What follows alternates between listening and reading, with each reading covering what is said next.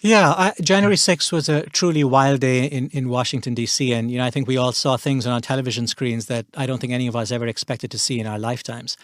And conspiracy theories, I think, are a sort of special case of self-deception, which I think, they can easily tip over into things that are deeply harmful. Let me say two things. One, I have sort of an interesting way sort of to combat conspiracy theories. But before I get to that, let me just say one thing before that. It is absolutely the case that the people who marched on the Capitol, the insurrectionists on January 6th, that they believed something that was delusional. I think that is true. But I think if you step back and look at it from a slightly larger perspective, if the nation itself is a delusion, if the nation itself involves acts of self-deception, it is the case that I think the people who believed that the election was flawed or was not correct were suffering from a delusion.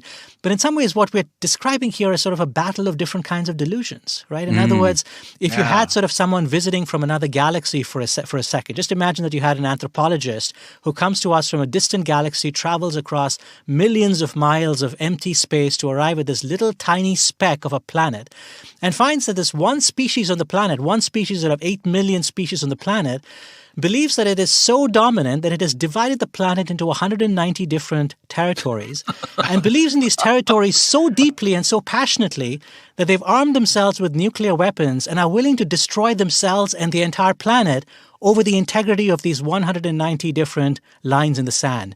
Surely this anthropologist from another galaxy would describe our relationship to our countries as delusional, and they would say these are profound delusions that are potentially going to cause great harm. So that's the larger context. I think in some ways, it's easy for us to basically sit in judgment of people who have self-deceptions, but I think very often it's very hard for us to perceive the things that hold our own lives together that in fact are also self-deceptions, that are also delusions. I will say, though, that when you look at delusions that are dangerous, the mistake that I think we often make is to try and confront those delusions with logic and reason. I remember some years ago I was having dinner with a friend of mine whom I'd known in my college days, and he was firmly convinced that the United States was behind the 9/11 attacks, that the FBI and CIA had carried out the 9/11 attacks.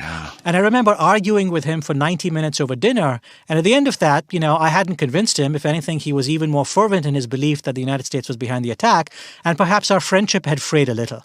And I think if I was to do it over differently, I would approach that conversation differently.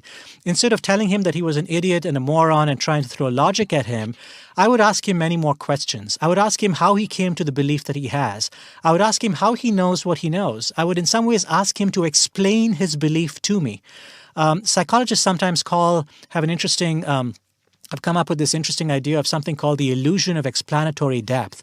And the illusion of explanatory depth is that we all believe we can explain the world better than we can actually explain the world.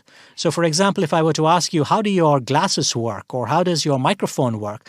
We might come up with, we might say, yeah, I sort of broadly understand how my glasses works. And we say, okay, fine, just draw a pair of glasses for me. Or, draw a microphone for me. Or draw a bicycle for me. And it turns out when you ask people to actually demonstrate their knowledge, people sort of quickly realize that they actually know much less about the world than they actually do. This is called the illusion of explanatory depth. And one of the values of asking people questions, where in some ways they are answering and revealing what it is that they know, is that it starts to put a seed of doubt in their own minds about the certainty they have of their own beliefs. I think when it comes to conspiracy theories, many of us believe that the challenge is to persuade other people about the error of their beliefs. I think the real challenge when it comes to conspiracy beliefs is to get people to challenge their own beliefs. The process actually has to begin from the inside out rather than from the outside in. And I think you're more likely to start that process by starting with not just questions, but a certain amount of compassion and empathy to basically ask, how is it possible that this conspiracy theory is actually performing some kind of valuable function in your life? Let me try and understand it from your point of view.